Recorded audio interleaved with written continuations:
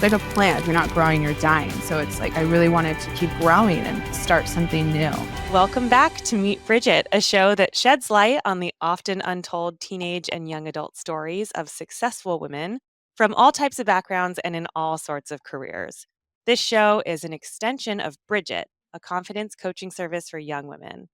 I'm Asha Gabriel, and I co host this show alongside my best friend, Kashia Rosenberg. Today, I am so honored to interview Shanel Arnold Wheeler, the founder of home organization and design company Home on Point. Chanel launched Home on Point 30 days after she left a corporate job thinking that she would become a full time mom. She has been building her business ever since while going through IVF to bear her 2 children, soon to be 3, and while caring for her husband who was diagnosed with cancer in 2022. When I met Chanel, I immediately became curious about how she manages so much. And I'm so excited to start with her childhood and uncover the roots of her endlessly positive and gorgeously organized perspective on life. Chanel, welcome to Meet Bridget. Hi, thank you. That was awesome. Well, we're so excited to have you here today. For our audience, give them a little bit of a picture of what your life looks like right now, where you are at in your pregnancy, and just all the things that you're managing. Again, I just got the tip of the iceberg there. Yes. So I am in my third pregnancy with IVF. I'm about halfway, which is so exciting. Baby girl will be due in December. And the last couple of years have just been a whirlwind. We are building 2 homes, have 2 little ones at home. My husband, like you were saying, was diagnosed in 2022. And I've been keeping my company going, Home on Point, and taking on clients. I've had to slow down a little bit in the last year, but we're ramping back up. And it's been an awesome experience. I mean, I would say this is probably when it rains, it pours with things that happen in your life. And right now I feel like I'm in a rainy season, but there's so much beauty in that. And it's just exciting. I feel like we're kind of at the light at the end of the tunnel with the new baby, the new houses, and my husband's almost done with his treatments with cancer. So I think 2024 is our year. I love it. How old are your other two? So our I have a 3-year-old and a 2-year-old. yes. Yeah. Well, you have three and under, basically. Yes. There. Yes. I love. So it's going to be wild.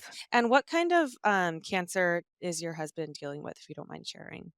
Yeah, so I'm actually so new to the cancer world. So I apologize if my verbiage is off. I'm still learning. I realized how much I really didn't know about cancer until going through this experience with Justin. It started with a mole on his back, and that was a cancerous mole when they biopsied it. It actually turned into secondary cancer that happened in some of his lymph nodes, and it spread. So they had to do immediate surgery. He actually had to go back for a secondary surgery, and he started immunotherapy immediately. Immunotherapy is kind of I would say, entry level of chemo. So it goes immunotherapy, radiation, and chemotherapy. So it's still, intravenous at the hospital in the cancer ward, and he sits there every 3 weeks.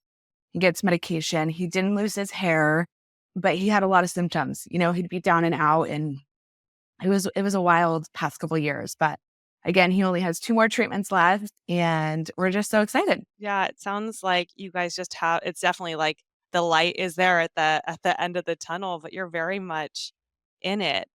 With your organization company, you've had some really cool and known clients. Can you tell us, give us a little glimpse of, some exciting clients that you've had or big projects recently? Yes. So when I launched, I actually launched 30 days after being pregnant with my daughter, Wylan. And I just wanted something more. And I've always been really into organization. And I reached out to my friend, Kristen Doty, for any of you guys are Vanderpump Rules fans. And I actually knew her socially. So I was like, hey, do you mind like if we collaborate and, I can come organize. She just had bought in a new house in Valley Village. She's like, oh my gosh, of course. She's so cool. She's always been so supportive. And then from there, kind of snowballed into a lot of Bravo celebrities. And I mean, how much fun. I love Bravo and I love watching all those shows. So it was, Lala, Stassi, Brittany and Jax, Katie and Tom when they were together. and then Katie when they were not together, and then some people on, all the other different reality shows kind of started coming out of the woodworks, and it's been awesome. Well, I think it's such a testament to how, you know, organically things can happen and the power of a referral. You do a Yes, really good job when you have an opportunity. And, I think in so many entrepreneurial businesses, sales businesses, you can't underestimate the power of just word of mouth. And you doing a good job for one person, you have no idea how many more exponential jobs will come out of that. So cool. right, right. I love it. Well, I'd love to take it way back because you're handling so much right now, and it could be, I could write all those things down on paper, and another person with another attitude or perspective could just be very different in this moment than you are. You're super optimistic, and I'd love to kind of take it back to your childhood and explore if there were people that kind of impacted that or implanted that in you in a way, or any Yeah. experiences early on. So tell us a little bit about how you grew up. Yeah. So I grew up in a very kind of religious home where my grandparents and my parents, kind of very Christian. A lot of people in my family were pastors. And on paper, we looked like a very, very religious household. But behind the scenes, I didn't read the Bible. I wasn't going to church every Sunday. But what was really instilled in me was just the power of positive thinking and always looking at the bright side. So if something in my life just wasn't working out or I was really upset, obviously my parents, my grandparents would hold space for me and let me be upset, but not long enough to really kind of wallow in my ways. It would be immediately followed up with, kind of, let's look at the bright side of things and what are we grateful for? I grew up with a lot of power of affirmations. We always went around the table and affirmed each other on our birthdays. So, even if we aren't the biggest huggers every time you walk in a room, you know where people stand and it's very affirming, very positive. I think that just kind of propelled me into a way of thinking that, life is what you make it. My parents were always pushing me to get involved with things. We grew up in a household where I had to do every sport. I grew up with all my cousins, all my brothers. Everyone was boys. I had one girl cousin, but she was a lot older. And so it was just very sports oriented, very goal oriented. Just, you're one of the boys and you almost fake it till you make it when you're one of the youngest and you're a girl and, they're going to rollerblade down the biggest hill in the neighborhood and you might be scared, but you go. Yeah. You just get in there. Okay, tell us how many brothers did you have and what were like the age differences there? Yeah. So I had an older brother, a younger brother, and we actually adopted a guy from Africa, Taps, my other brother. He was about 18 when we met him, and it kind of was organic where my parents would always do trips to Africa within the church. And they met him, and he was just amazing. He was, grew up in an orphanage, and then it kind of turned into, oh, well, Taps is moving to America and we're going to send him to music school. And, we're going to raise money to get him braces. And, oh, he's going to have the holidays with us. And it just kind of organically turned into, he's part of our family. So 3 brothers. And I would say like 10, there's like 10 of us cousins. And we all grew Oh, up in the same town. that is so Yeah, all kind of cool. the same high schools, and I just always had that built-in community from day one, which was so nice. I think that is so cool, and what a cool experience, I think adoption is so beautiful in so many different ways, but to also to adopt 18, right, you said? Right. That's a grown human, Right.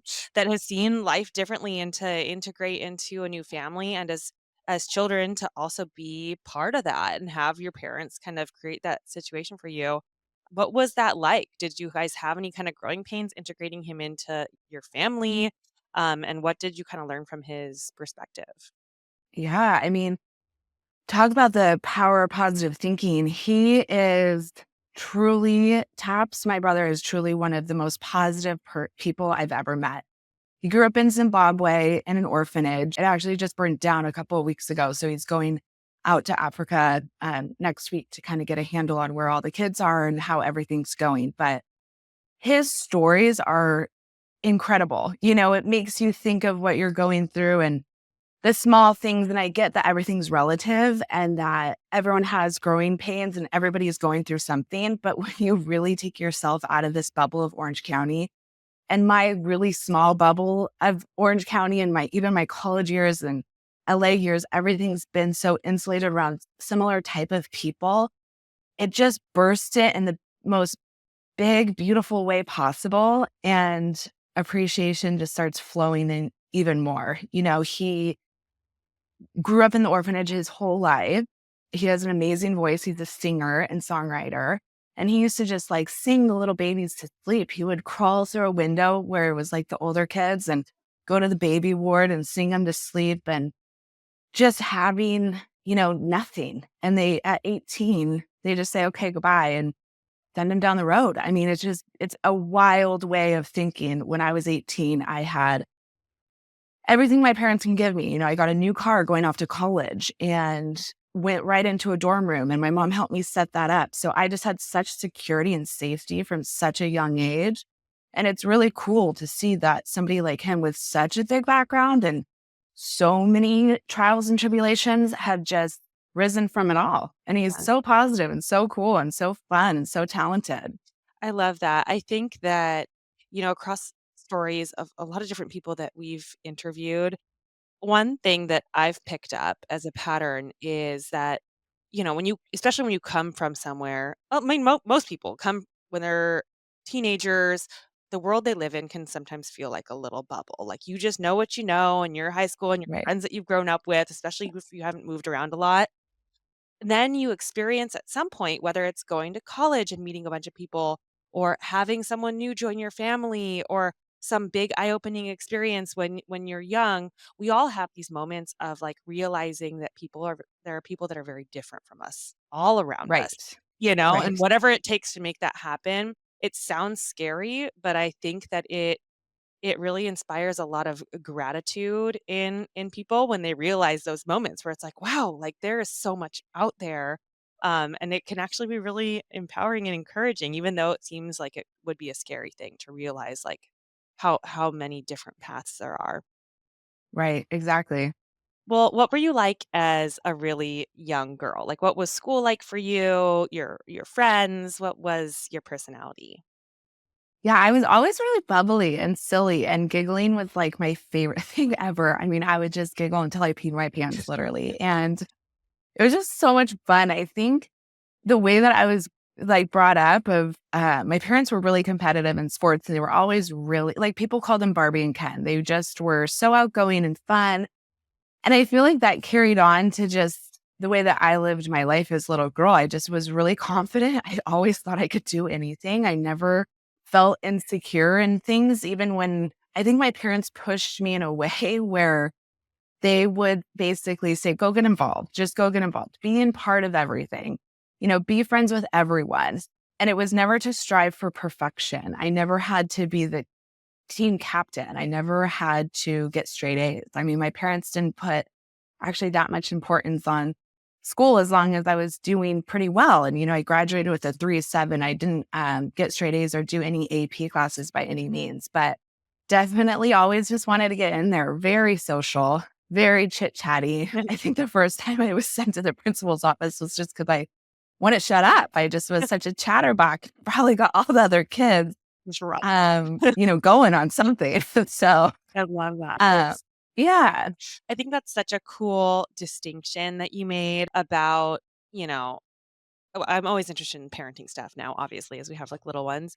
But the right, difference between a parent encouraging their kid to just go get involved, go try it, like do it, try, right, but put yourself out there, like stop, don't question yourself, but go, but without the pressure of like, and you have to be the best at it.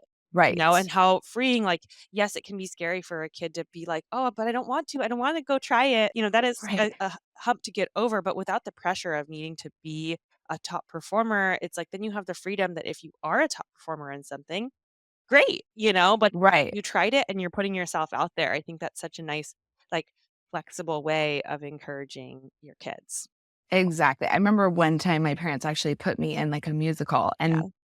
I mean, I sound like Scuttle and Little Mermaid when he's singing, or just a dying parrot. Like, I have no voice whatsoever, but they put me in it. I had a small part because I think the poor woman that was like running the show was like, I don't know what to do with this little girl. So I had like 3 lines, and I mean, I watched the video and I think, God, bless Chanel's little soul. I just belted it and I thought it was so good.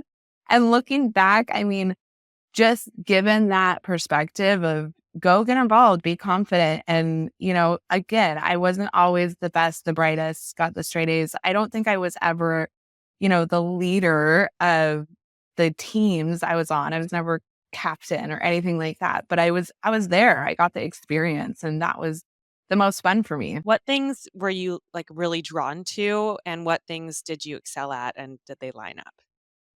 Yeah, so we had to do everything. Like, I was in karate and basketball and sailing and everything as a little girl. And my mom kind of just started pushing when she saw me and my brothers excel at something. So I was naturally just a little bit better at volleyball. So I started playing club volleyball, as well as, at my high school. And it was so fun, but I think in Orange County especially, and I'm 5'6". Listen, I wasn't gonna play in college. I think even my parents sat me down sophomore year and were like, are you this isn't gonna get you into college. Do you wanna keep going? Is this something that is super important to you? And I kind of thought about it. I was like, no, all my friends are cheerleaders. I kind of want to be a cheerleader now. So I switched over Yeah. and became a cheerleader, I think my sophomore year of high school. But I was always really into everything. I mean, I really do enjoy sports. I think that if I sit down, I can always excel at school, but it wasn't something that held my interest right away, or was something where I had to be in all the AP classes. But yeah, sports and being around people. And when you're a cheerleader, you get to go to all the sports, Yeah, right? So you get to watch all the games and you get to be a part of all of it. So it was a pretty natural fit for me. I love it. As a child or a young adult, did you already, like, have some skills of organization? Did you like, looking back, do you see any of those seeds kinda being planted? Yes. So I was obsessed with even the Container Store. I mean, I remember for one Christmas, I was like, Mom, let's just redo my closet. And I was only probably just like in high school or freshman, when most people wanted probably like a new Juicy Couture set, or like those rocket dogs. I'm Yeah. probably dating myself, but that was like what was really cool. I'm like, no, let's go to the Container Store and like redo my closet. I just like things in a specific way.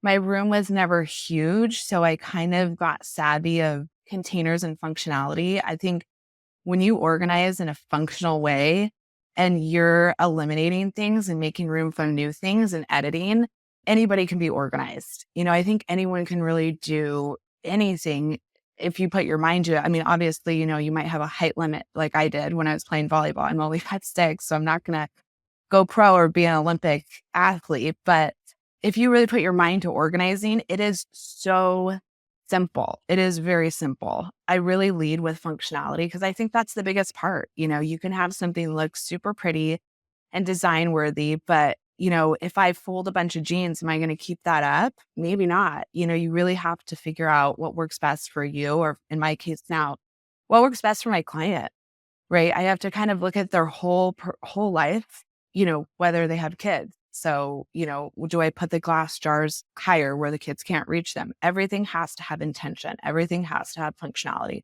And a bonus that it looks great, but it has to lead with function. And at an early age, I kind of saw the difference of, if I organized the space and make it look really cool, but it just didn't work, my room would be a disaster and be a mess, 2 days later. Or if I did it with higher functionality, I could keep it more organized and I felt more prepared going into things.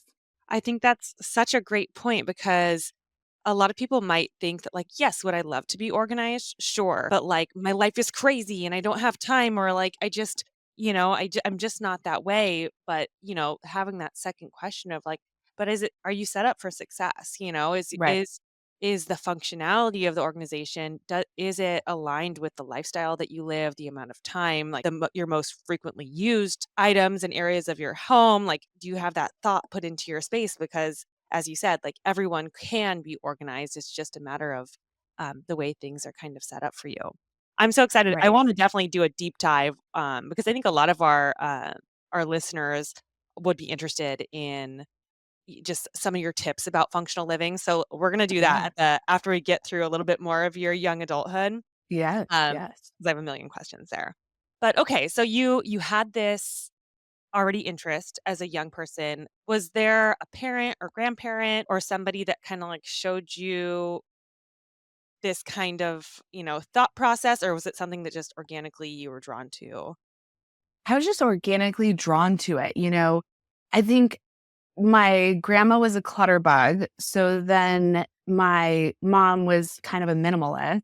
And I see a lot of this where it's kind of every other generation. And so maybe I was built to be a clutter bug, but I was like, no, the minimalist life of, having mains things a little bit more streamlined is a beautiful way of living. But I like things. I like tchotchkes. So I'm kind of a little bit of a both.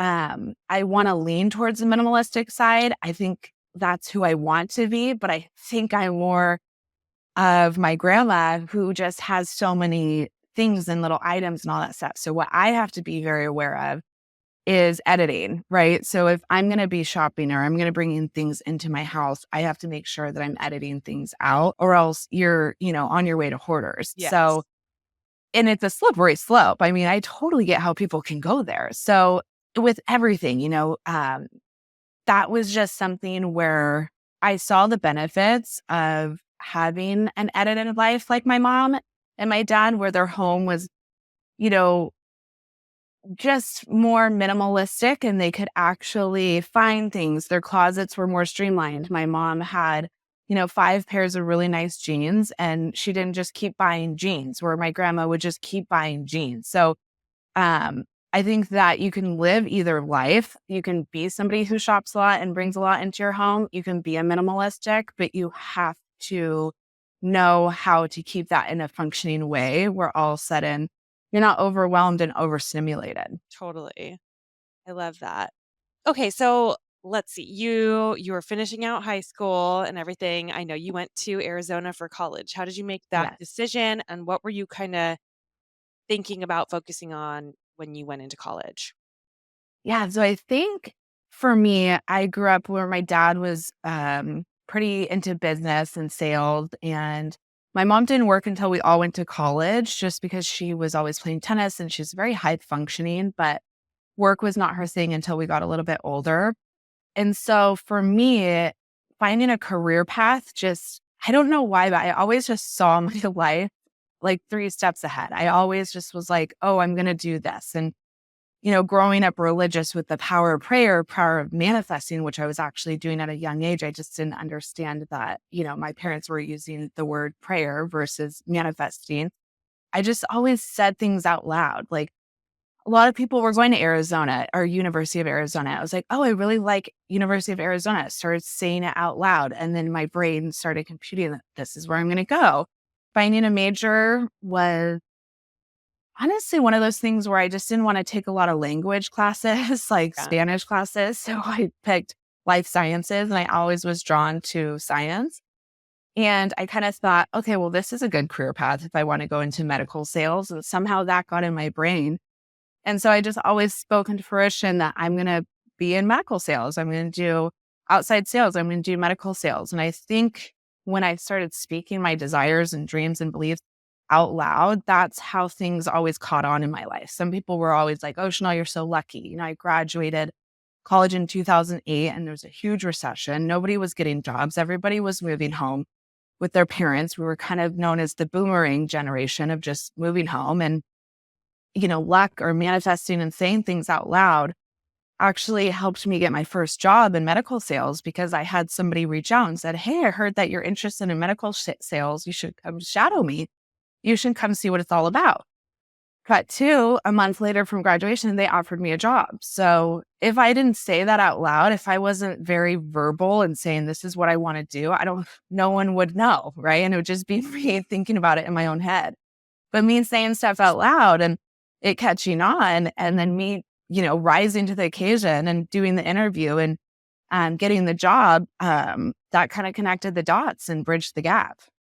I love that. I think it's so It's so amazing, like, when you get really specific about what you want and then you put it out into the world, like, you had to get it specific, because I think that Right, more often than not, we're like, "Oh, frustrated, I don't know what to do next," or I don't have what I need," and it's like, "But, like, do you really know? Do you like, have right, you thought about it, and then have you asked about it? Have you put it out there?" right. And then when you take the time to do those things, like, really the tools come to us if we're paying attention.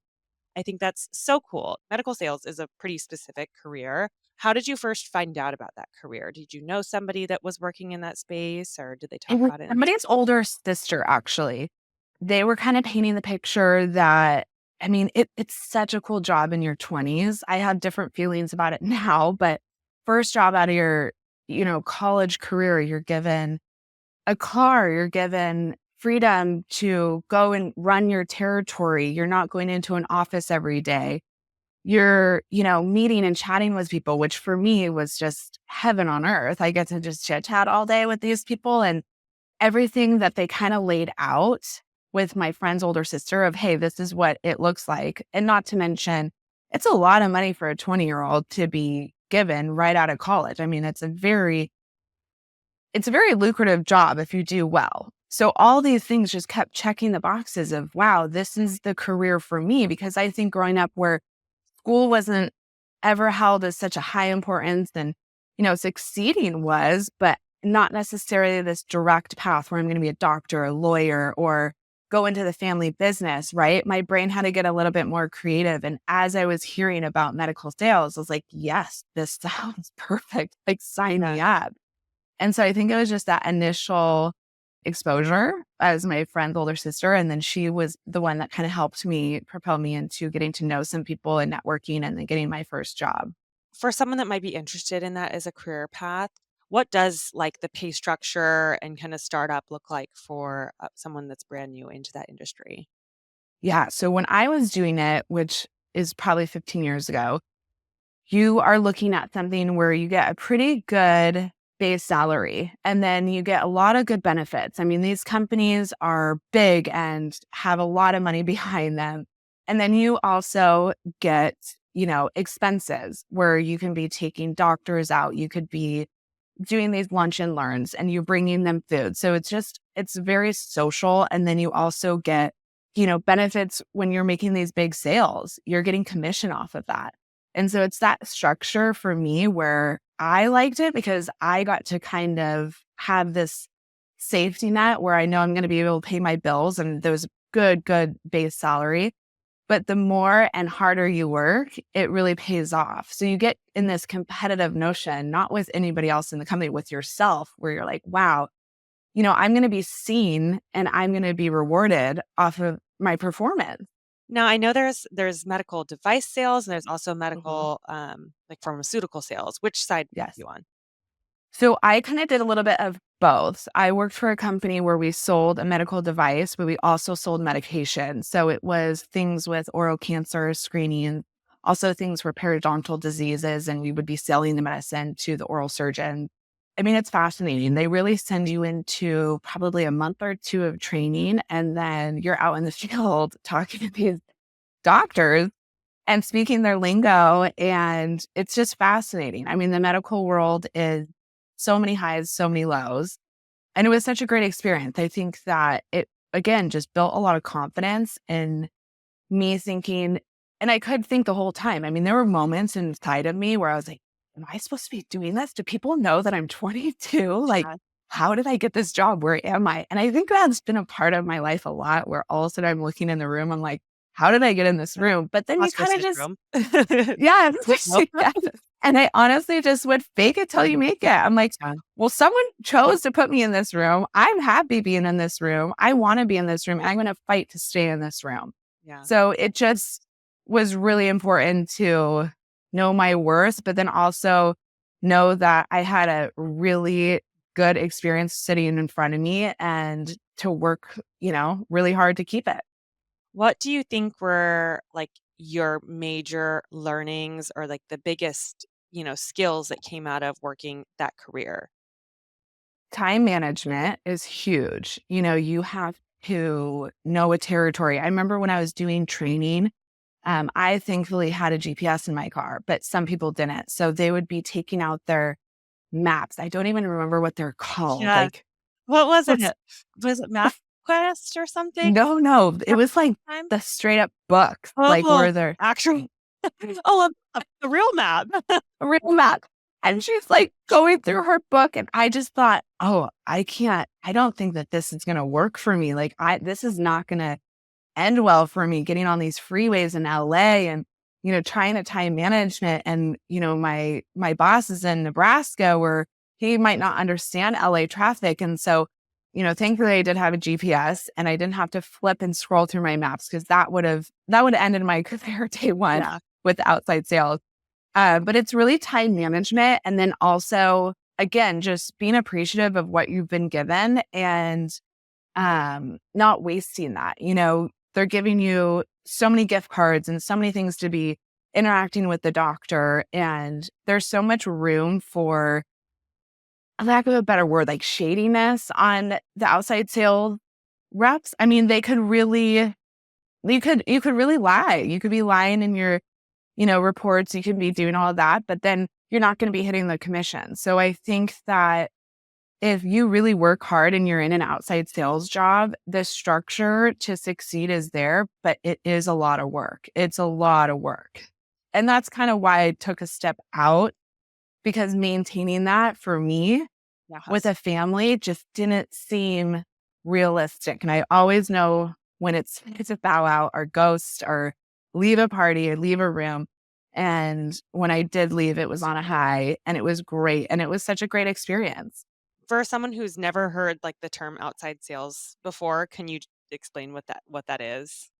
Yes. So essentially, you run a territory. My territory in the beginning was huge. It was pretty much all of Los Angeles. And running my own territory, there were sales people within all of Southern California. So every company is kind of different, right? So the company I started with, there was about 6 reps in California, and it all gets divided up by zip code.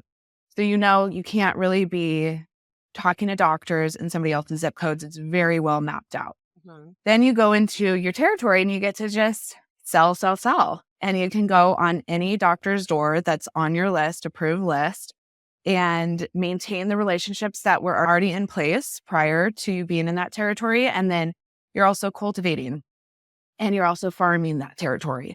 So, people always say in the outside sales world, you have some people that are your bread and butter. Those are the big people, the people that are putting in a lot of orders, but you have to keep putting in other people. You can't let a territory die. It's all very numbers based. So, and performance based. So for somebody that just wants to kind of clock in and clock out and have a routine, this is not a job or profession for them because every day is so different. I'm in downtown LA, I'm in Pasadena, I'm in Manhattan Beach, I'm running all over the place. And back in the day, we had to wear suits and heels and, get dressed up and do these lunch and learns, and you're like schlepping and sweating. And it's a lot of work, getting in and out of the car. And it's a lot of work. I couldn't imagine doing that pregnant. I couldn't imagine doing that in my later years. But in my 20s, when I had the energy for it. I mean, it was just so much fun. And then typically you have a regional manager that would run all of, say, California, and they would come and do ride alongs with you to make sure that you're keeping up with clients, that you're sharp, that your pitch and sales are up to what they want, and that everything's kind of fine tuned. So that's kind of how you get checked in with. And then you have it all on a computer base where you're kind of writing notes and telling them, this is what I did for the day. I love it.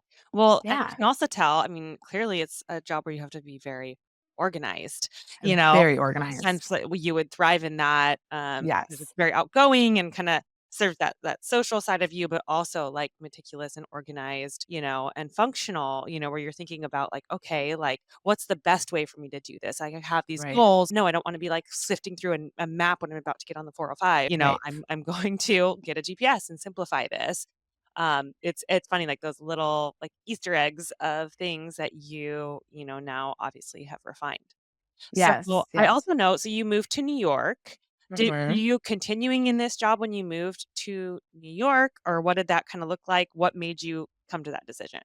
Yeah. I mean, I had a couple friends that lived in New York, and I just remember I would get this feeling of, I don't know when, I don't know how, I don't really understand, but I will live in New York. It's just something that I want to do and I want to do before I get married and settle down because most likely I'm going to move right back to Orange County, this town I grew up in. So it just was always something on the forefront of my mind. And like, again, what I did with anything else in my life, I just started speaking my desires and dreams out into the universe. I was very specific. I really want to move to New York. I want to move in the next 6 months. And I just kept putting it out there. And I, got a friend or I got a call from a mutual friend. And she was like, listen, I worked for this really like amazing, amazing wealthy family in New York. They're so well connected. They're looking for a nanny, which is essentially you're just going to be doing homework and playing with the kids because they have anything and everything you could ever want, a driver, a chef, 3 housekeepers and live-ins and all these things. And she's like, it's really a dream way to see New York. And I was like, done. Sign me up. Done. Signed, sealed, delivered. I'm there. So literally stepped away from medical sales and jumped on a plane with like 4 suitcases. And 2 of my friends helped me move out to New York. And I started in this apartment with like 3 boys. And I knew that wasn't going to be my forever apartment. I just needed to get there. I wanted to get there. And the friend that actually put me in contact with the family that I started working with, her and I started looking for apartments and we moved into the West Village. And our neighbor was Kate Hudson, which was so cool. We felt so Well, New York. yes.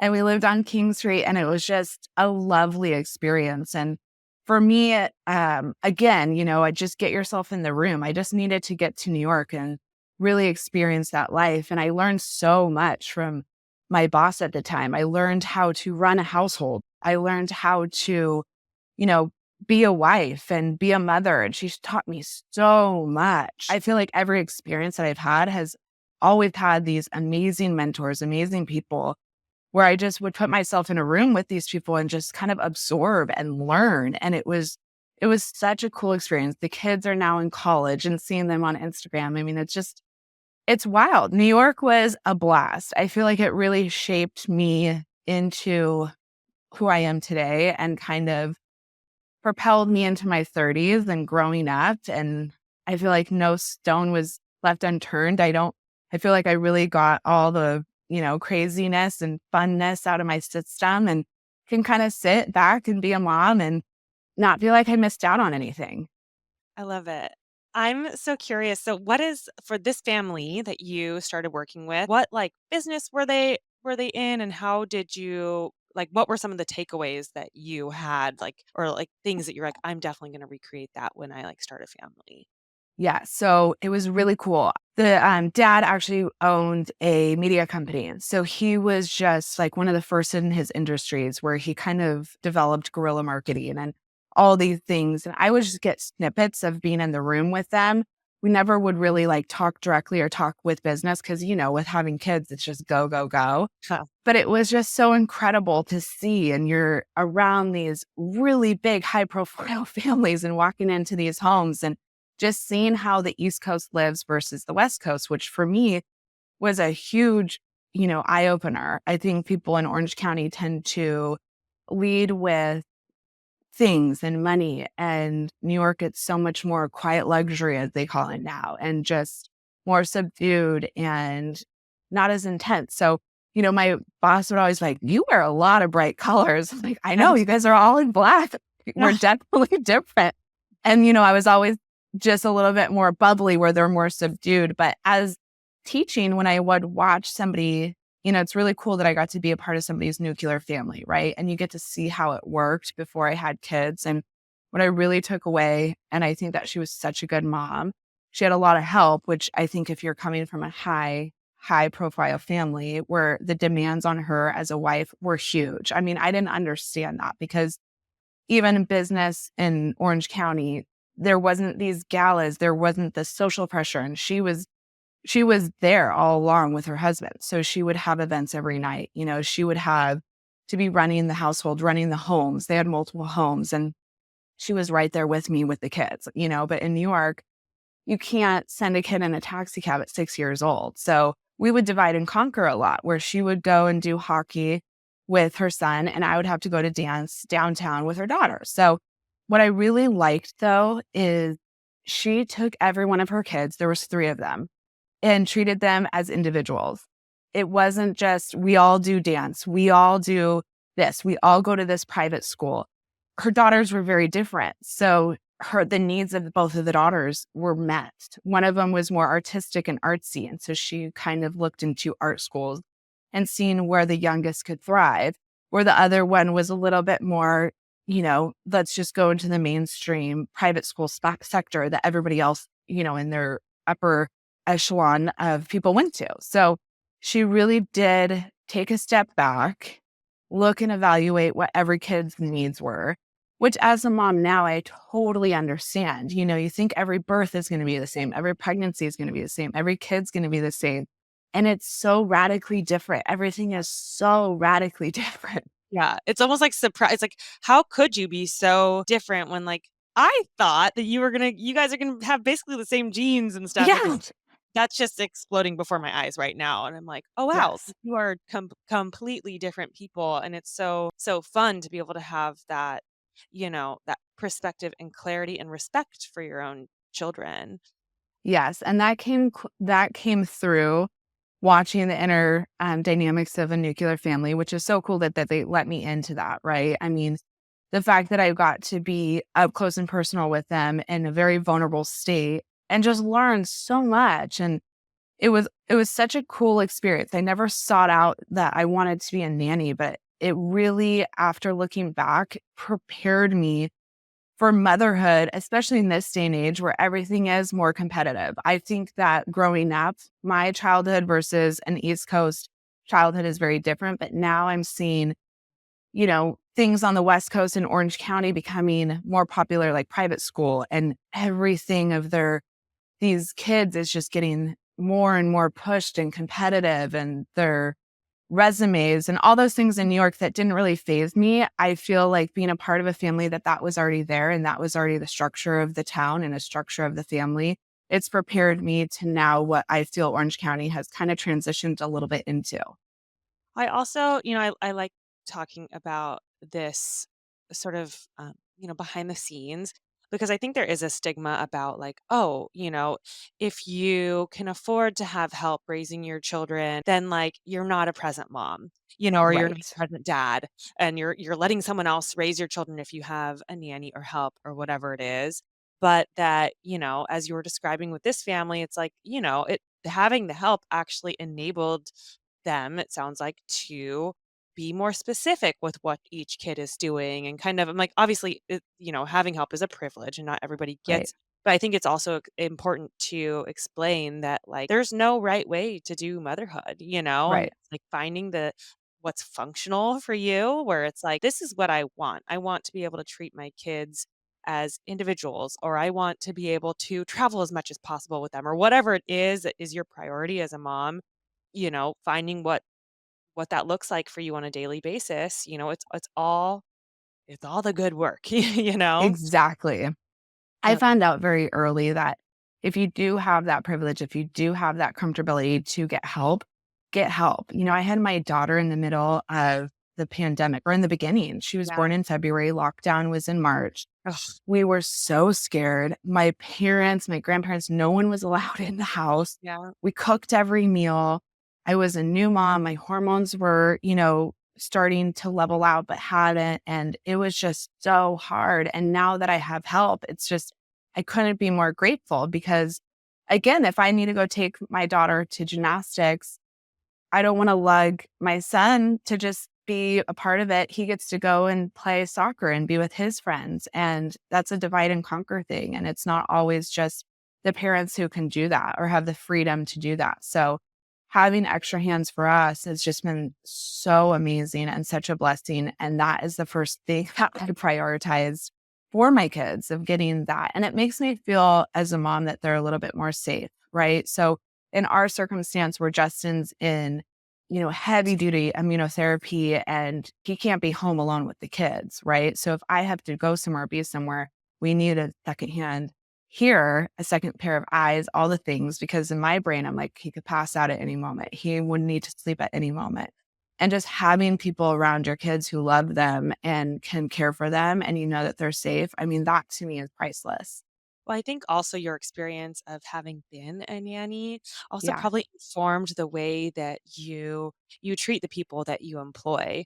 right. I think that my husband and I talk about this. He works in the restaurant industry. And we've talked about just like the importance and the lessons that come from any kind of service job. And I think that, a nanny is very clearly a big service job for Yeah. people's children. Their most important treasures, their children.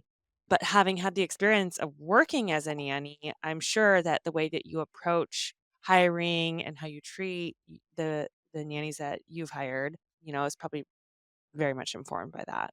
Yes, and it was so important because I was always treated as part of the family, with tough love. I remember the first day, I could not figure out the subway system, and I was 15 minutes late picking up, the youngest from school, and she's in kindergarten, and now looking back that my daughter's almost gonna be in kindergarten, if she had to wait there for 10 minutes, I would be heartbroken. I'm surprised my boss didn't fire me on the spot because looking back, I probably would.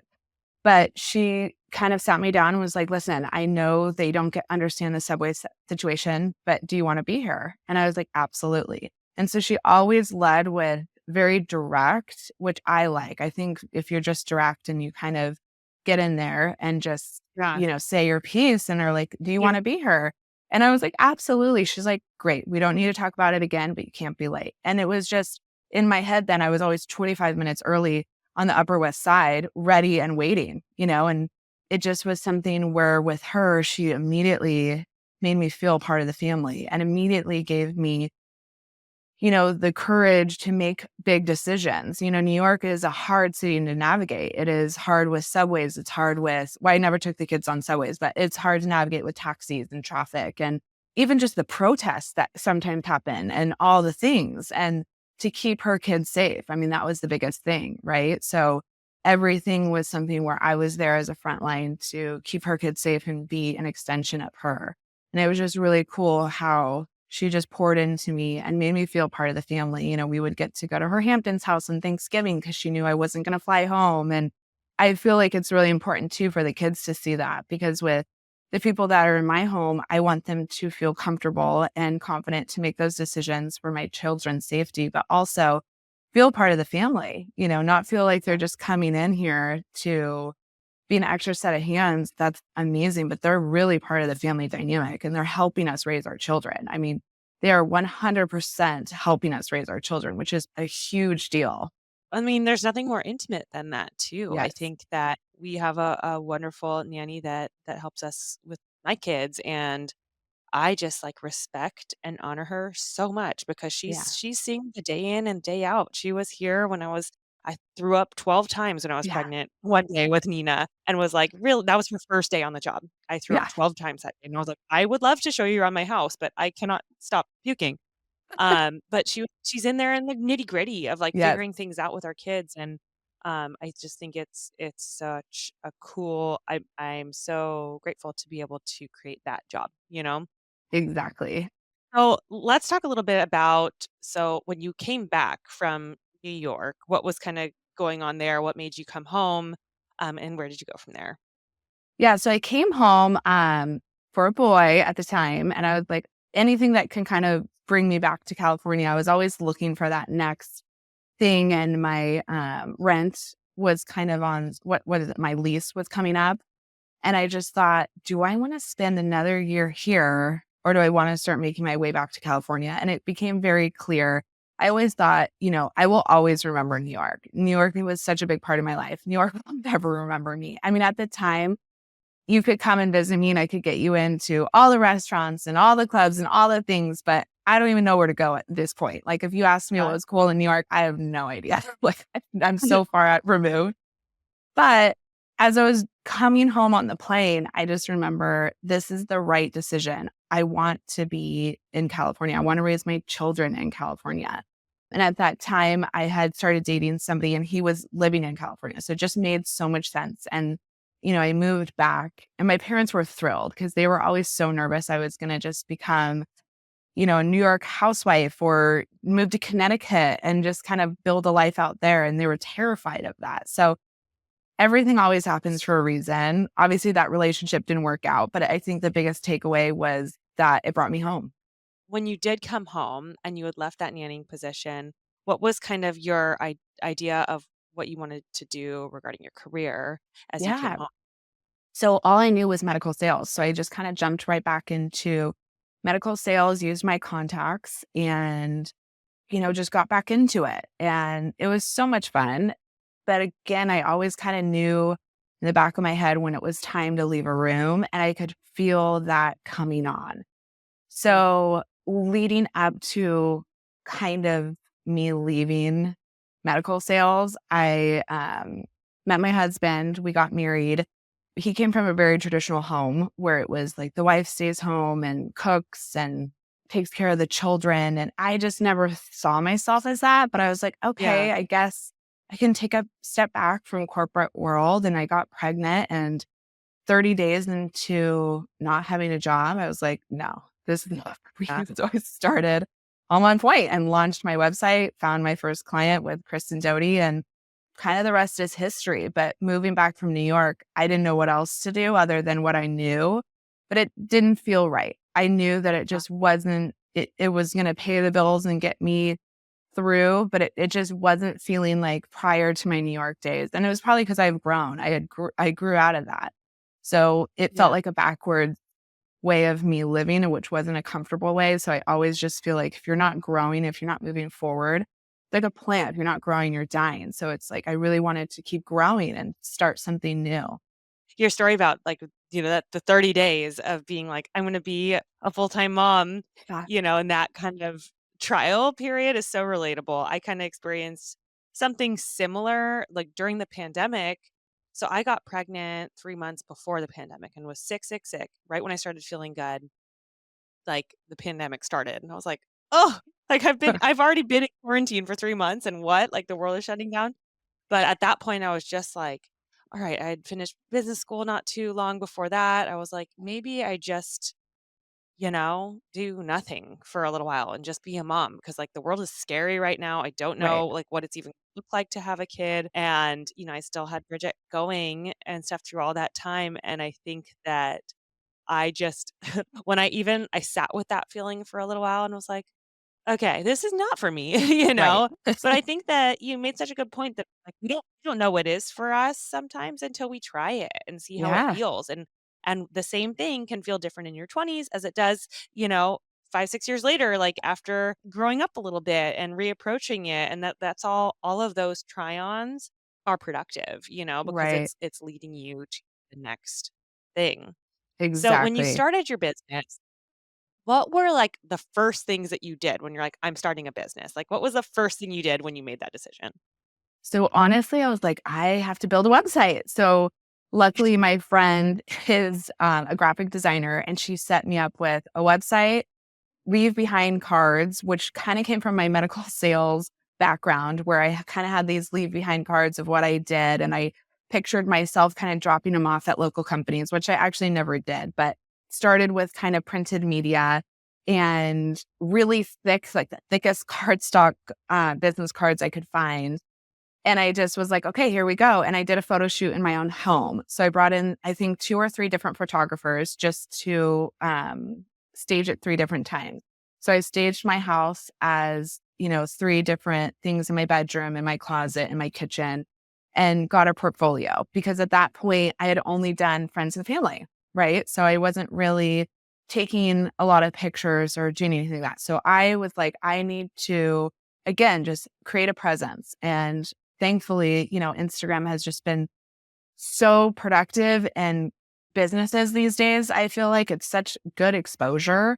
So I started my Instagram page, I started my website, and I had these leave behinds in my cards and just kind of started launching. I emailed, I think, 200 of my friends to say, this is what I'm doing. Cause I felt like I'm going to hold myself accountable. And if I speak it out and this is what I'm doing, I have to keep going. Right. So Uh, I just said, please follow me on Instagram, please refer me. This is what I'm doing. And then I reached out to Kristen and was like, hey, I would love to, come and organize you and get you all set up and moved into your own new home. And it just really started to snowball from that. And yeah, I mean, again, I just feel like put yourself in the room, do it. I tried to do, I think a year ago or 2 years ago, was like, I'm really good at planning parties. And so I'll do kind of a, home on point, but then party on point. And 30 days Uh-huh. into it, I realized, okay, this is a lot more work with a lot less pay. And me and my friend that were starting to put it on were like, yeah, it's not going to come to fruition. And you could feel that pretty early on, which with Home on Point, I knew that this was going to be successful. And if I didn't try Party on Point, I would have maybe always thought, oh man, I wonder what event planning would have been like. Oh man, I wonder if I could have been successful in that. But if I didn't try and immediately go, oh, this isn't for me, and just pivot back to Home on Point, which is successful and is amazing, yeah, I mean, I never want something to feel like, "Oh, I should have done this or I should have tried that." I'm like, "Let's try it." And if we like it, great. I got an Amazon storefront with one of my assistants who set me up with I like to know an Amazon storefront. And it was so great. But for me, and it is lucrative. Like if anyone's into doing that, that's a very lucrative, great thing to do if you have a platform. But I was like, this is a lot of extra time for me and it's not for me. But maybe as I would see someone else do that, you might always wonder, oh, maybe I should do that. But for me, I'm like, Yeah. then do it. Then do it. You're never going to know if you don't try. Right. Yeah. I think that's so valuable for especially, the young women that we talk with. I think that curiosity, I think, is one of the greatest gifts that we can have. I think it's such a positive attribute, but it can also be overwhelming. If Right. you're a very curious, positive person, interested in the world and opportunities and aware of, all the different things that life can give, it can make you very optimistic, but it can also be overwhelming in that, like, oh, but what if, FOMO of this, or like, what if I tried that? Or like, maybe I should switch and try that instead of what I'm doing. That it's like, okay, well, if you know that you have the capability to try something, if there really is an interest there, you can try Yeah. it. And if it doesn't work out, you can eliminate it and see that as more focus rather than just Yeah. failure. Yeah. And it just kind of brought me I back love that. to my childhood where my parents were always like, get in there, get in the room. You don't have to be the team captain. You don't have to, it's not about perfection, but just get involved. So I think that that's helped in my world of growing up in business where I just always thought, yeah, this over self confident person that was like, I can do anything. And then obviously, for something like an event planning company that wasn't going to come to fruition, I'm not going to just keep going in a cycle that wasn't going to be successful. And I always know when to leave a room, left the room. But I think trying is the biggest thing. I want to tell my kids, you have to just get in there. You have to try. You might, if we sign up for soccer, you're going to see that through. And if it's not something you really love, okay, let's try something next year. What do you want to do? Basketball, because you have to do something. I think growing up, it was really instilled that idle mind's a devil playground. And too much downtime is actually really destructive. And so my 30 days that I was going to be a stay-at-home mom, which I didn't have kids at the time, I was just pregnant, just seemed like my mind was going a little cuckoo. I didn't know what to do with myself. And there's only so much cooking and house stuff you could do and shopping. I mean, it just felt very empty. So I don't know. I'm just a big proponent of get in there and get involved and have fun. And it's not about perfection. It's just about the experience. Totally. Well, and to also be aware, you've said a couple of times that, like, when to leave a room. And Mhm. what I'm hearing in that is that you are aware of the feedback that the people around you, that your business, that life is giving you, that it's like, put yourself out there, try something, but then also like watch and see what happens. Yeah. And be okay with like, okay, I'm going to exit here or I'm going to pivot here, or this is a win and I should keep going. Yeah. Just having that openness to life's feedback, I think is such a cool part of your personality. Yeah. So, how did you kind of figure out, you're starting a brand new business in an industry that you hadn't really been in, but obviously you're interested in? How did you figure out like pricing and that kind of thing? How did that start off for you? And how did you kind of refine it as you went on?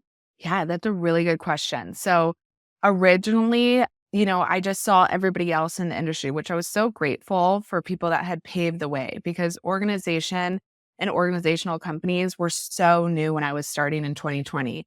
The home edit was just starting to emerge. A lot of those reality shows about tidying up and everything were just starting Yeah. to come out. So they really kind of laid down the groundwork. I think if I started 2 years prior, I would have to have spent maybe 20 minutes in a pitch to tell people why I'm worth what I'm telling people what I'm worth versus people seeking me out and understanding the value.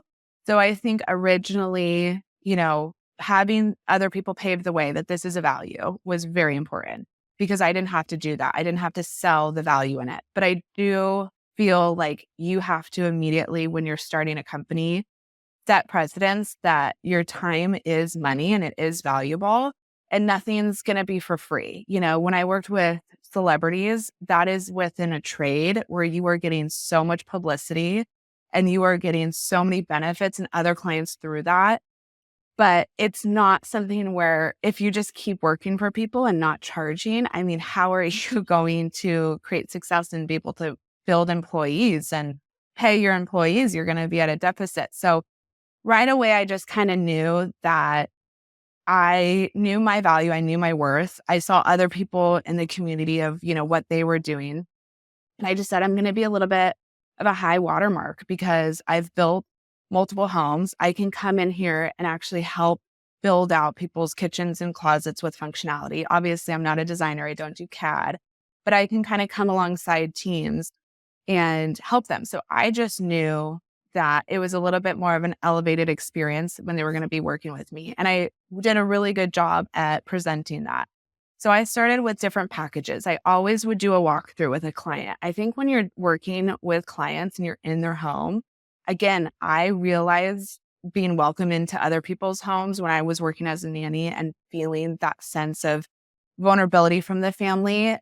You're walking in, you're opening every drawer, you're going through their cabinet, their personal items, their closet, their pantries. I mean, you're seeing stuff that some of their best friends probably don't even know that they have moldy potatoes in the back or that they have, a wad of old clothes stuffed behind something and all these things. So you're really like in their vulnerable space. So with the walkthrough, I feel like it helped with everything that I had done prior, medical sales, by selling myself, by reading a room, by understanding different personalities and being able to talk to different personalities.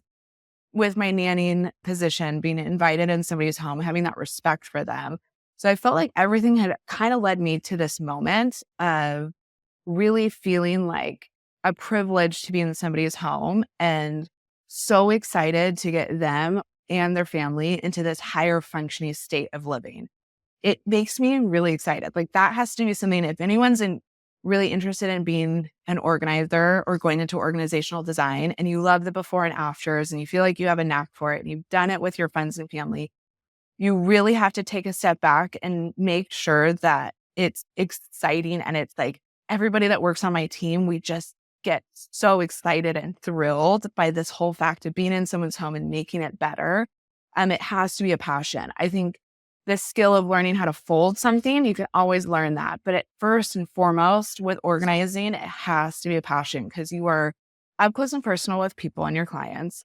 It is grueling sometimes. I always tell girls when I'm hiring them, I'm like, listen, you might like the pretty pictures, but are you okay sitting on a bathroom floor folding towels for an hour? Like, it's not just this glamorous job. And I wouldn't ask anyone on my team to do something that I haven't done or won't do. Right. So it's really important to make sure that it's a positive experience. I think that a lot of people that have come to start to work with Home on Plate have worked with other organizational companies and they're like, oh, no one talks or there's not a lot of camaraderie or, no, there's not a lot of positivity. And I'm like, we're in someone's home. We have to kind of make a feeling better and safe and secure. So it's Mhm. really kind of just getting in there and having the passion for it, but also realizing you're in someone's personal space and personal home. Yeah, and making that feel, very comfortable. Very comfortable. So cool. Yeah, I think that obviously your optimism, your perseverance and your ability to just kind of jump into situations informs your brand and kind of your approach as a company for someone that, because I think at this point a lot of us have read like the Marie Kondo and like all these different things like approaches, right? To like how you kind of dive into a home. Like is there like a first step, like an entry point that you kind of use or a perspective or a question you ask. If there was a young person that was like, "Oh, I want to try this. I want to see if like organizing is right for me or if it excites me," what would you suggest doing? Yeah, I would suggest if you want to get involved, look up somebody that is, in your area that is doing it already and say that you'll come and work with them for a day. I always have a trial interview with people that work with me because sometimes it's something where, again, they see online or they see your Instagram and they see the before and afters like, this is so cool. I want to be a part of this. Or they see the celebrities that we're working with. They're like, this is so cool, but you have to really, really like it. And it has to be something where it is long days. It's grueling sometimes. So is that something that is something you love? And I always have interviews after the girls work with me, like, okay, what was your high and low? What was your peak and pit?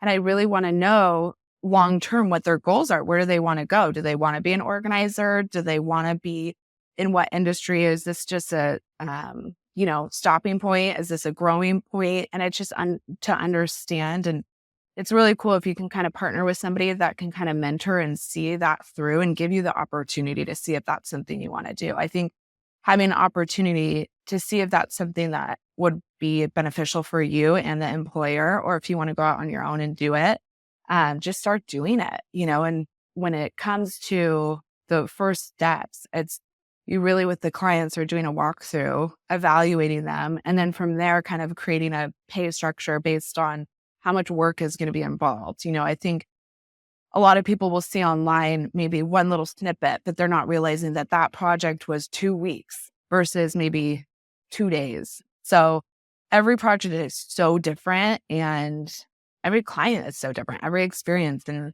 functionality behind what we're building for them is so different. I love that. You mentioned you obviously have so many tips and tricks when it comes to living a more functional life and kind of strategies for starting a decluttering process. Can you share some of those with us, or even just like mentalities or beliefs when it comes to the approach? Yes, definitely. So, like I kind of said in the beginning, I am a mix of a clutter bug and somebody who strives to be a minimalistic person. So, with that, I have been really big on I will help guide my clients, but I'm not going to push them to do something that necessarily I can't do myself. I'm not the type of person that's just going to have two pairs of jeans. I'm going to have multiple pairs of jeans. So, we live in Southern California, so it's not like we have heavy winters and heavy coats and stuff like that. But I do think having a seasonal closet is so important. So backstock, find a spot. It could be under your bed. They have like those Ziploc bags where you can make something that's going to be, 5 feet into 5 inches. And you just put it under your bed, label it summer and put it away, so then you can have a seasonal closet if you're not ready to actually go through and purge. I think assistance is really good. So whether you're going to hire an organizer or you just need your best friend to come over and have one of those Sex and the City moments of keep, donate, toss, like you really have to be honest with yourself. I mean, you can't be holding on to a t-shirt that you haven't worn in forever and isn't serving you and you're not going to wear again, right? So it's like just make room for new things. It has to be a mentality behind it.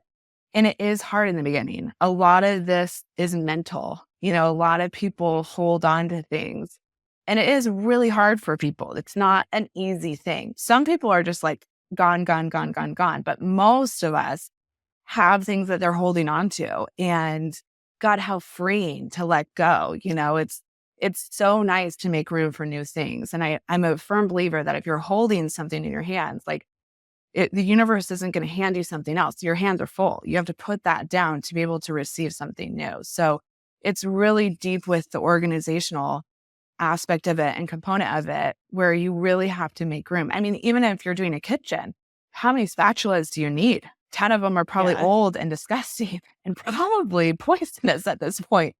And it's just kind of getting that in your mind that it's okay to let go and you don't need to overshop to fill in these gaps. So, would you say that you have, if someone's trying to figure out where to start, some people believe like you have to do it all at once, and like make time for it. Like if you're gonna edit your closet, you need to pull out your whole closet and like really like edit it from, as a whole? Or do you believe that you can kind of do things like a little bit here and a little bit there? Do you have a opinion when it comes to that type of organizing? Yes, I have a strong opinion because unless you're going to hire a team, which sometimes we come in with 15 people, right? And we're spending 4 days. And what we're doing is essentially, I mean, selling time and the talent that we can bring and the knowledge that we have being in this industry to help somebody and help them get to a functional lifestyle.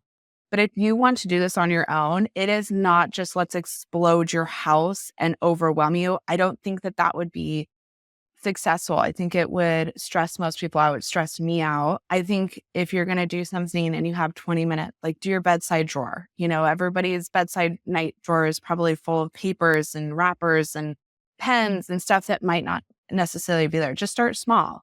Maybe do your bathroom drawer and get some simple containers and like maybe a little label maker and just go slow. Unless you're willing to hire a professional team that is going to come through with all the containers. We know exactly what to buy for exactly what room. This is what we specialize in. You're going to have to take it slow, even if it's like, hey, this week I'm going to start editing my closet. So I'm going to edit 20 minutes a day and try and fill 3 bags, and then maybe you end up filling 5 bags of stuff that you're going to go donate and that you're never going to wear again. And then you get to look at your closet and go, wow, this feels so much brighter and better.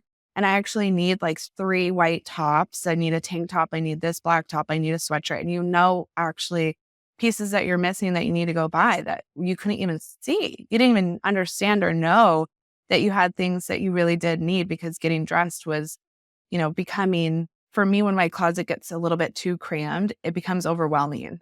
Right. So right now I'm a different size than typical because I'm pregnant. And so I was just staring at a pile of jeans that I couldn't wear. And I was like, get these out of here. This is just not serving me. I can't wear these jeans for probably, let's be real, 2 years. I got to get them out. And it's nice because then I got to make room and style out my closet and make it pretty for like the purses that I'm going to be wearing and the shoes that I'm going to be wearing because everything else with clothes for me right now, getting dressed just seems like difficult. So just having room and space in your closet, in your kitchen, in your bathroom for things. And we have to realize too, makeup, products, lotions, all that stuff, sunscreen, it expires. It actually has a very, very, very, very short shelf life.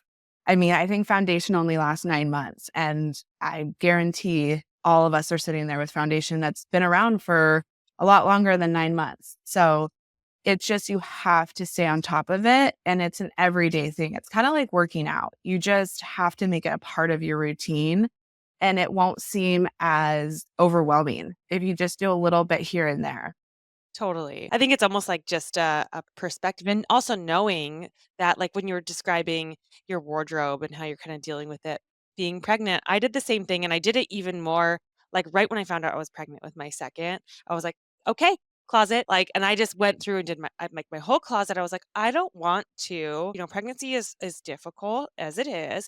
I don't want to feel any unnecessary ounce of, oh, that doesn't fit me Yes, or like, "Oh, I can't wear that one." I don't wanna have any of that negativity when I'm getting dressed in the morning as a pregnant person. So right. I just went through and I was like, "I'm going whatever if I don't love it and it doesn't fit me, I'm giving it away or Yes, selling it or whatever it is." I'm like, if it's something that's really sentimental and it's a size that doesn't fit me or it's special and I just love it and I can't wait to wear it again, I'm gonna put it in away, also away, yes, and the only things that are gonna be in my closet are things that I know that are going to be versatile and fit me while I'm pregnant, and I swear it made the all those body changes so much more positive for me because I didn't have that. It's amazing how much those, like, little if there's a little thing off in the way that our lives are functioning, it can really affect your whole day, like, those little moments of disappointment or negativity or mess or clutter or stress, they really impact, on the whole, they add up and impact our exactly. day. Exactly. I always do check-ins with my clients. Like I do a 4-week check-in just to make sure, do you need any immediate change? And then I'm like, now live in it. Like live in it for 4 months and then I'll check back in with you in 4 months. And then let's see what worked and what didn't work. And then we can make changes as necessary, right? So I think just having that functionality, like you said, when you walk in your closet and you're going to get dressed and you're going to feel better about yourself.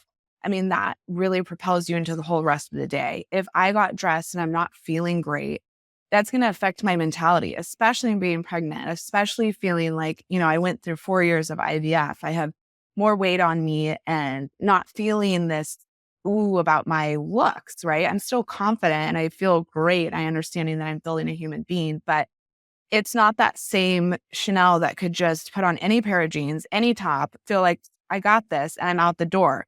Now it's like, okay, we got to kind of fix a little bit here, a little bit there.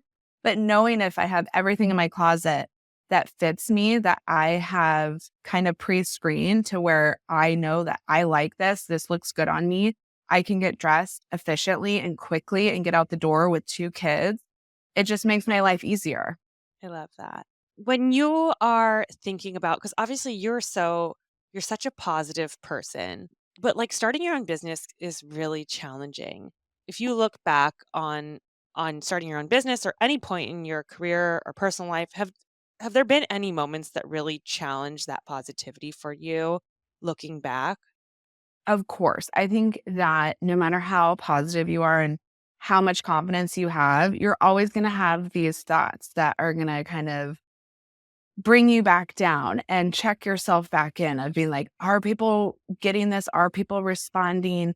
And just kind of those little voices and anxieties that you might have. That's a part of life. I think that that's a part of everybody, or that's at least what I'm telling myself, because that's a big part of me, even though, I lead with positivity and I like to stay in a brighter place. I don't let myself go into a dark place for too long. I think sitting with that and exploring it to a healthy level is great. But if I just stayed in that of, oh, no one's looking at my stories or this isn't catching on or, I'm not going to do that, then I wouldn't keep going. I think what keeps me going is to say, okay, maybe this didn't work, I'll pivot, but I'm going to keep moving forward. So I think as long as you're just moving forward and realizing what works and what's not working and being very aware of, your business and how it's growing and things that could be more beneficial and getting advice, listening to people, getting feedback. I ask my friends all the time, I'll make polls on Instagram. What do you guys want to see more of? What do you guys not want to see? And there's so many DMs of people that are very negative, especially when you're working with celebrities. I mean, you just get DM after DM after DM of their personal feelings about these clients that you're working with and how Right. horrible and just it's like, wow, I always was like, gosh, stop trolling, keep scrolling people. Like, this is a lot. And if I'm getting that with just working with these people on a lower, lesser level, I can only imagine what they're dealing with. So I think, again, there's so many people out there that want to tear you down or just say, oh, she's lucky. Oh, she just got lucky. No, it's hard work. And I know my worth. I know my value. And you have to just keep moving forward. And some days it's like, nah, I don't feel like I'm doing that great or I don't feel like I'm succeeding. And then you could have a day where you're not feeling that great about yourself and maybe you need to go for a walk or maybe you need to just chit chat with a friend and catch up and giggle and the next day is going to be better. So it's just kind of making sure and having those check-ins with yourself. And I always check in with my employees of like, what can I do better? What do you see other organizers doing? How can we build and being open to that? Well, we're going to transition towards the end of our conversation. But before we do our fast five, we do like a fast five questions, or you just kind of say whatever comes to mind. And then we have a final question. But before we do that, where can people find you? What are some of the different ways they can work with you? Where should they look for you? Yes. So I would say the best place is Instagram at Home on Point. And from there, it kind of funnels into all my different platforms and websites. It's really good to go on my website and actually fill out a form, an intake form. But I also work with people from referrals, DMs. We're always looking to hire. I never say that we're full. I always say, let's bring on more assistants. I want to build out more territories in San Diego and LA and build up this brand and build up this business. So we're always looking for new, fresh, fun faces. And yeah, we're just excited. We hope we get to work together in one capacity or another. Okay, well, I'm going to jump into our fast five. Number one, What is your favorite product from the Container Store, if you could pick one? Ooh, that's a good one. I love the spinners. I love the, acrylic spinners. They're typically with, like, pantry kitchen, but you could use them for anything. I've used them for, like, sunglasses, shampoos, sunscreen, jewelry. I mean, the options are endless. I think with containers, you have to see beyond what section they are. I use spice racks for little baby shoes, and that one really took off on my Instagram. You just have to kind of see what things can be used otherwise, but the spinners are addicting. I've never had a project and not used the acrylic spinners. I don't even know the actual name for them because I feel like we've always made up our own names Yeah. for these products, Very but great tip. I love it. For number 2, do you have a morning routine? I do. So I always have my kids wake up at 7. I was planning on for this pregnancy to wake up at 5 AM. That hasn't happened yet. So I Okay. typically wake up around 6 to 6:30, have my tea in bed, open my windows, and then kind of wait for the kids to wake up on the monitors. I try not to be on my phone right in the morning, but that's the first thing I go to. I check my email, check my Instagram, and then try and just kind of set the tone and have a little quiet time before the chaos. Yeah, I feel that. Feels weird. It's like when your kids are waking up so early Yeah. to also wake up earlier, but it's like my husband and I do that too. I'm like, I need a moment. Like, I need to just get the coffee into my Yes. body Yes. in silence. And I'm like, some mornings that's and not then the I'm ready. case. Yeah, and then I'm ready. And sometimes they wake up at 6 and I'm like, "Okay, the gun is going off and here we go." But just even 10 minutes Uh, alone to drink a hot cup of tea for me is life changing. so good. Number 3, are you a morning person or a night person?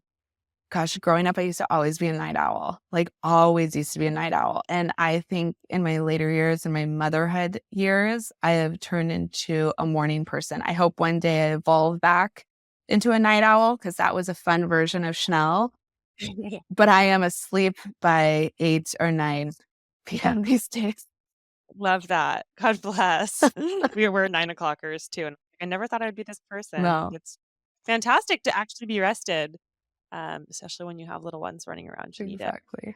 Number 4, what would you think is the hardest part of owning your own business? I think it's just staying on top of everything, right? I have this idea that I'm just this great boss and checking in with people all the time. But then you realize, okay, I haven't checked in with this employee and making sure everything's good. And then when I do my check ins, you're like, oh man, I should have been talking to a week ago, or we should have been on the same page. I'm so big about communication. I think open communication with your team, it has to be both ways too, right? Is the most important. And then they want to work harder for you, they respect you more. And I want people to be seen, right? So I think that in this type of dynamic where you're working with other people, the hardest part is just keeping up with all the personalities and making sure everybody's feeling seen and heard and appreciated.